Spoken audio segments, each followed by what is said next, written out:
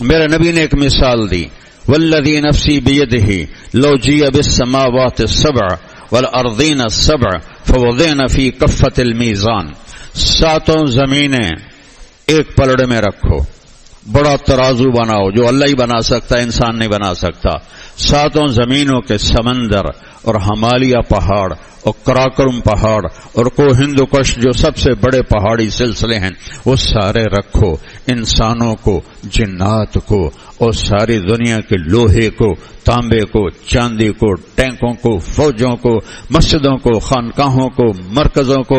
بازاروں کو، دکانوں کو، فیکٹریوں کو، سب کو ایک پلڑے میں رکھو، سورج کو، چاند کو، ستاروں کو، سیاروں کو ایک پلڑے میں رکھو، پہلا آسمان فرشتوں سمیت اسی پلڑے میں ڈالو، دوسرا اور تیسرا اور چوتھا اور پانچواں اور چھٹا اور ساتوں آسمان فرشتوں سمیت اس پلڑے میں رکھو، چوتھے آسمان پہ ایک فوج ہے اللہ کی جو جا رہی ہے۔ جب آپ نے چوتھا آسمان پار کیا تو ایک لشکر گزر رہا تھا، آپ نے جبریل سے پوچھا یہ کیا ہے؟ کہ یا رسول اللہ جب سے وحی لے کے آ رہا ہوں جا رہا ہوں، میں بھی اس لشکر کو گزرتے دیکھ رہا ہوں، آج تک میں نہ اس کا اول دیکھ سکا ہوں نہ اس کا آخر دیکھ سکا ہوں، وہ بھی اس میں رکھو۔ پھر ساتوں آسمان کے بعد کرسی کو رکھو اور پھر لوح کو رکھو، پھر جنت کو رکھو، پھر جہنم کو رکھو، پھر عرش کو رکھو، عرش کے فرشتوں کو ڈالو، جبریل کو ڈالو، میکائیل کو ڈالو، اسرافیل کو ڈالو، اسرائیل کو ڈالو، اللہ کے سوا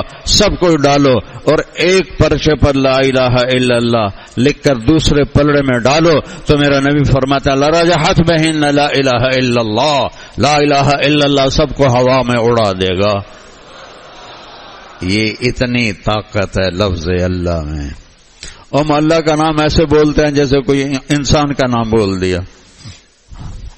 اور اللہ تک پہنچنے کا راستہ ہے محمد الرسول اللہ۔